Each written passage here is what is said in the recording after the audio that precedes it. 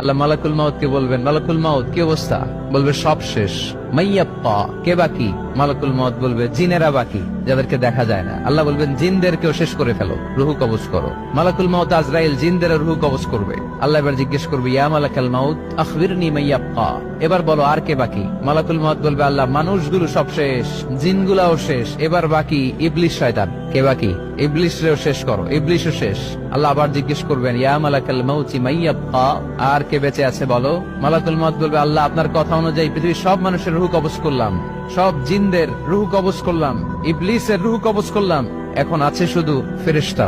আছে কারা? যাও ফেরেশতাদের রুহু কবজ করো। ফেরেশতাদের রুহু কবজ হয়ে যাবে। এবার আল্লাহ জিজ্ঞেস করবেন, ইয়া মালাকাল মাউত আখবিরনি মাইয়াব্বা। মালাকুল মাউত বলবে, আল্লাহ আপনার কথা মতো ধরে ধরে সব শেষ, ফেরেশতাও শেষ, 4 জন ছাড়া। কয়জন ছাড়া?